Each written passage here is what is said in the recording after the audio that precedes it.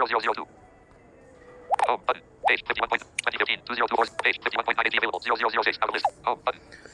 नमस्ते recording club, मैं RC Sandeep आज हाजिर हूँ the story of recording club part 266 लेकर के। और आज है 11 अप्रैल 2024 गुरुवार। तो बातें चल रही हैं 2019 के आसपास की और लगभग 2019 का दौर बीतने को था। आपको बताया मैंने विस्तार से क्या क्या हथकंडे अपनाने पड़े रिकॉर्डिंग क्लब की आर्थिक गतिविधियों को सुचारू रूप से चलाने के लिए। और उसके बाद में होता यूँ है दोस्तों कि जब ऑफिस ले लिया, पता नहीं कहाँ से एक दिन मन में विचार आया कि यार हमारा जो रिकॉर्डिंग क्लब का ऑफिस है, यहाँ पर एक कमी है। क्या कमी है? वो कमी थी दोस्तों लुई ब्रेल साहब की तस्वीर का न होना। हमारे मसीहा, हमारे सब कुछ, और सही मायने में तो जिन लोगों ने ब्रेल के साथ अपने जीवन को जिया है, उनके लिए तो कहने की आवश्यकता नहीं है कि उनका क्या योगदान है। तो लुई ब्रेल साहब की तस्वीर या उनका कोई पोस्टर या कुछ भी ऐसा हमारे ऑफिस में नहीं था। मतलब अपने पास, रिकॉर्डिंग क्लब के पास भी नहीं था। जब मेरे घर पर काम हो रहा था तब भी नहीं था। तो मेरे मन में ये विचार आया कि यार ये तो एक बात है, होना चाहिए ऐसा। अब इसके पीछे अगर थोड़ा सा मैं आपको ले चलूं तो रिकॉर्डिंग का काम करना एक बात है, लेकिन ब्रेल की महिमा को लगातार गाते रहना दूसरी बात है। और ब्रेल साहब को अपने साथ बनाए रखना एक और बात है। 2017 में फरवरी में जब हमारा पहला कन्वेंशन हुआ था पुष्कर में, वहाँ जो हमने स्मृति चिन्ह तैयार करवाया था उस पर भी लुई ब्रेल साहब की तस्वीर बनवाई थी। बाकायदा ब्रेल के बिंदु भी उस पर बनवाए थे।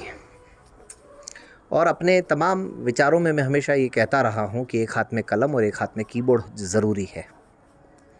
और फिर ब्रेल पर तमाम कविताएं, तमाम आयोजन आगे आप और भी सुनेंगे। मैं दावे के साथ तो नहीं कह सकता, लेकिन आत्मविश्वास के साथ ज़रूर कह सकता हूँ कि रिकॉर्डिंग क्लब शायद देश का ऐसा एक इकलौता संगठन होगा, पहला और इकलौता संगठन होगा जिसने ब्रेल लिपि में ऑनलाइन रीडिंग कंपटीशन को भी अंजाम दिया। वो भी आगे आप सुनेंगे इस कहानी में। तो लुई ब्रेल साहब की तस्वीर तो भाई नितांत आवश्यक है, क्योंकि अब ऑफिस है, ऑफिस की पहचान है। तो फिर हमारी पहचान कैसे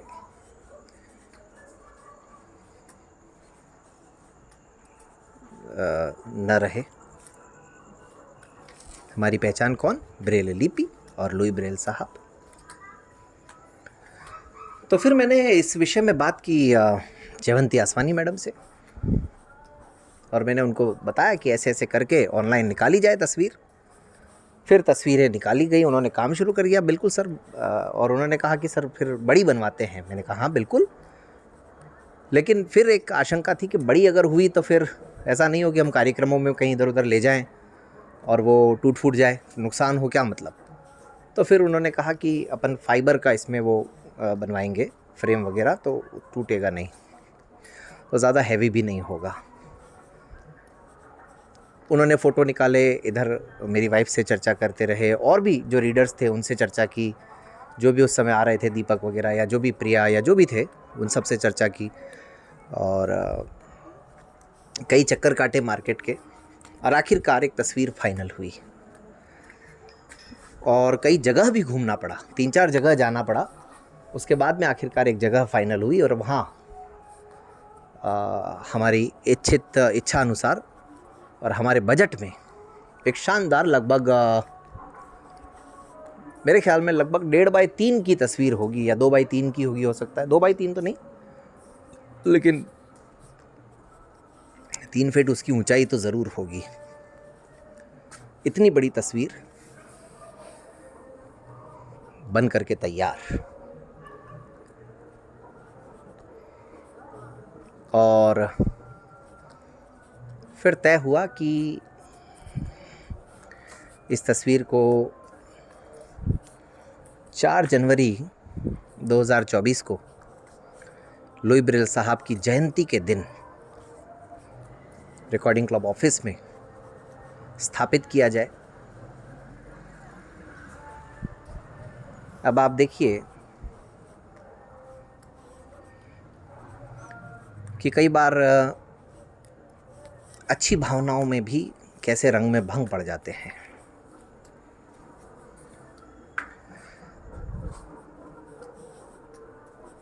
जब तस्वीर के बारे में कामकाज चल रहा था, तस्वीर बनाई जा रही थी, और उन दिनों में, दिसंबर के उन दिनों में मेरी वाइफ अस्वस्थ चल रही थी,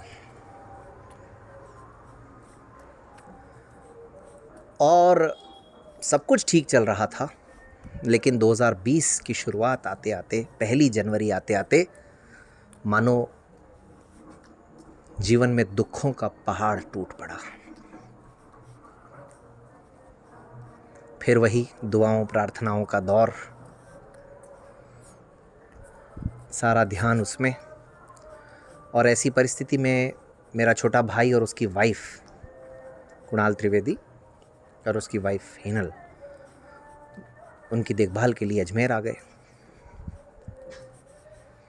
1 तारीख का दिन निकला, 2 तारीख का दिन निकला, 3 तारीख का दिन निकला, लेकिन 4 तारीख आते आते, 4 जनवरी आते आते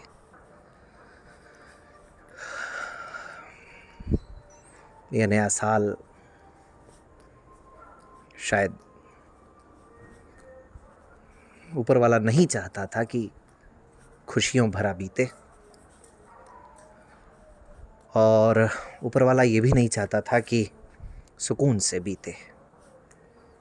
उन्हें हॉस्पिटल में एडमिट कराना पड़ा, और 4 जनवरी का ही दिन उनके ऑपरेशन के लिए तय हुआ।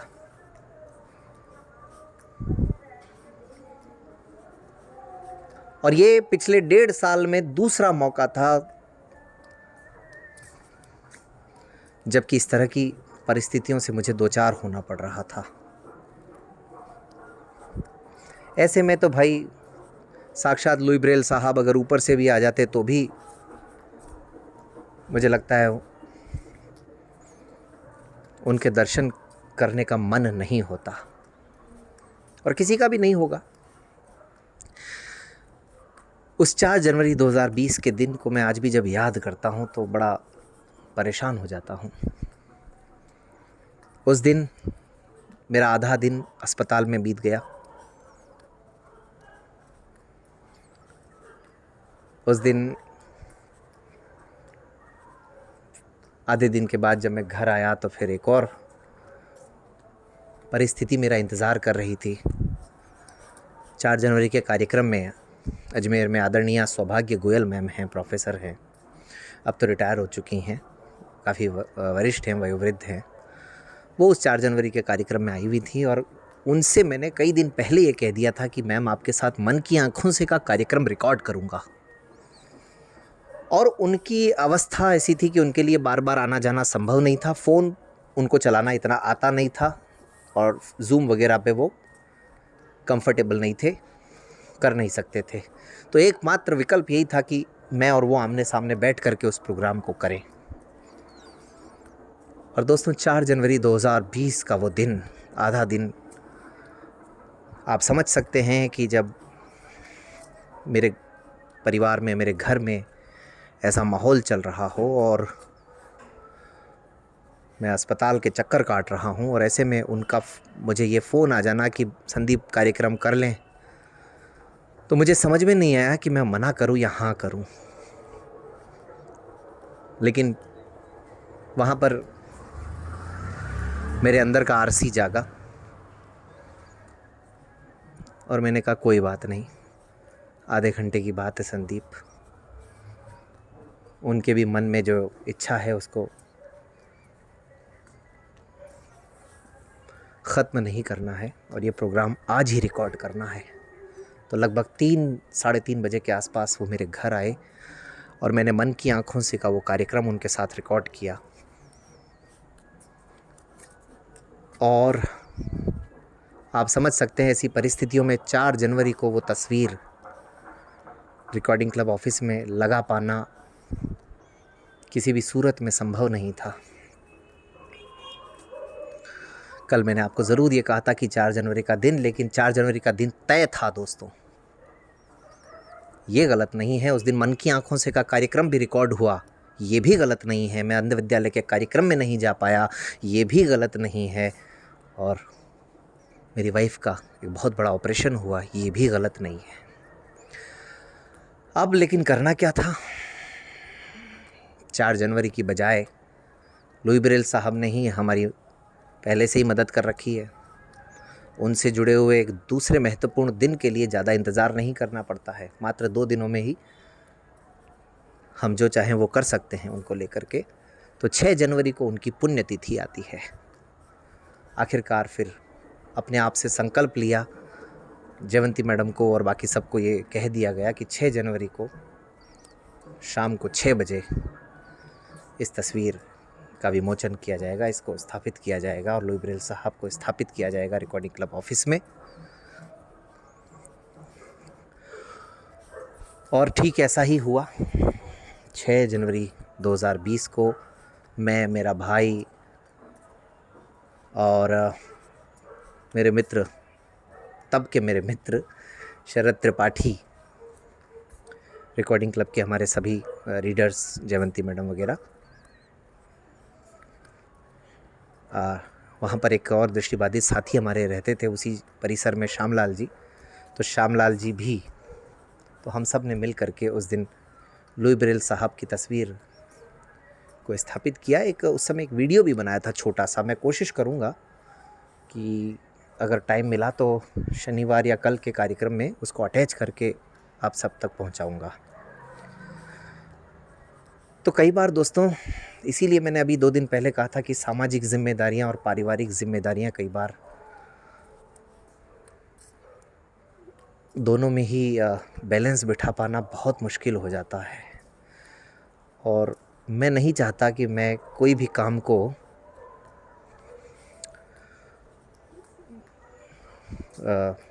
ऊपरी मन से करूं। जो काम करूं दिल से करूं, चाहे परिवार के लिए करूं, चाहे समाज के लिए करूं। तो ये उस दौर की घटना, लुई ब्रेल साहब की तस्वीर स्थापित की गई, छोटा सा आयोजन करके, और फिर अपने अपने घर को लौटा गया।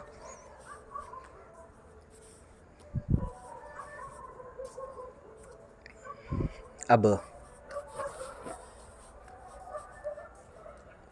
आपको मैं वो वापस से उस कहानी को सुनाने का प्रयास करूंगा कि कैसे मनोज बंबानी जी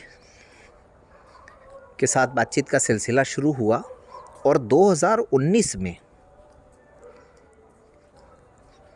2019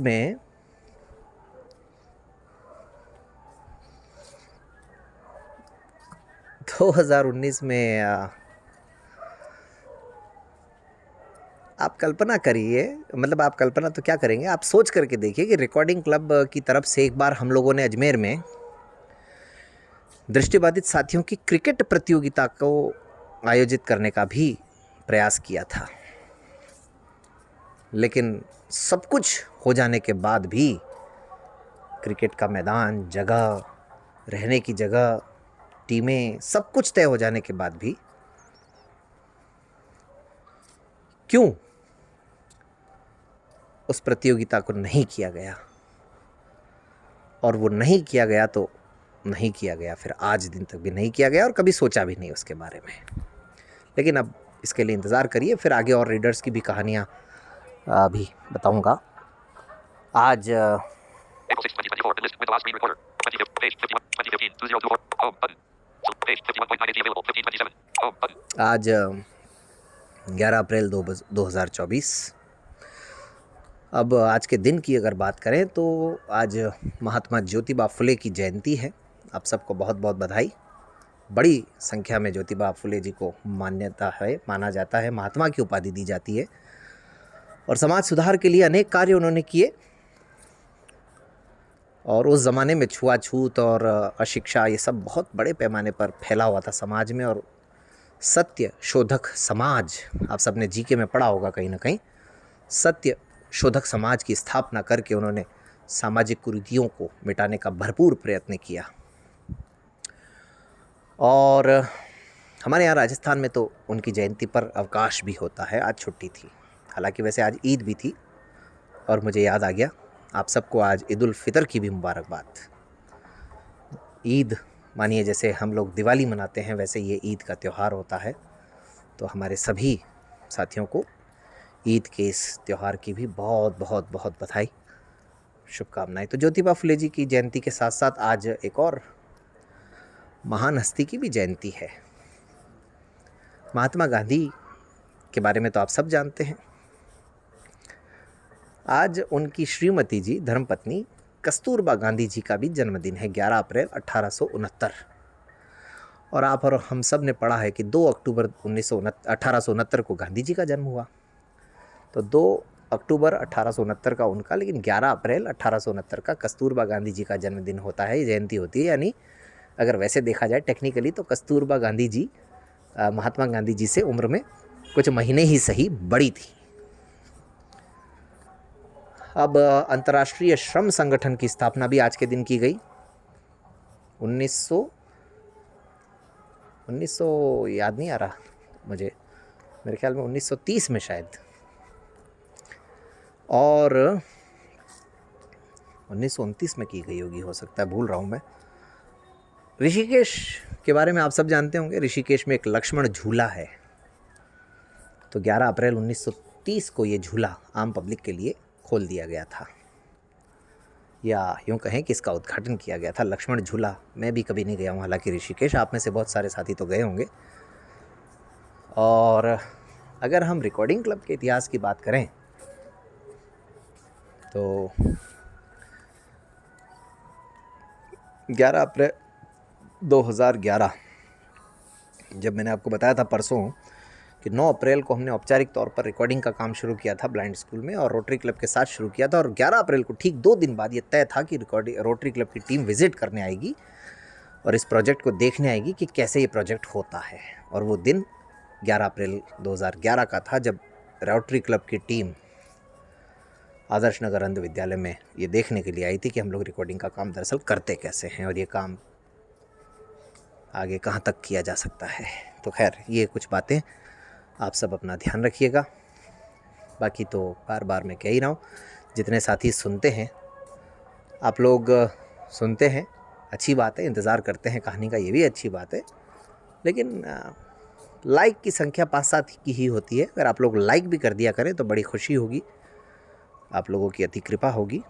तो इस कहानी को अगर आप सचमुच पसंद करते हैं, इसीलिए तो इंतज़ार करते हैं, पसंद करते हैं, तो फिर लाइक ज़रूर किया करें। अगर 50 लोग सुनने वाले और 50 ही लाइक होंगे तो शायद वो 50 लाइक 5000 व्यूज़ के बराबर होंगे। बाकी आपकी प्रतिक्रिया वॉइस मैसेज के माध्यम से भी आ सकती हैं, और चैनल को सब्सक्राइब करें। चलिए फिर मिलते हैं, आज के लिए इतना ही।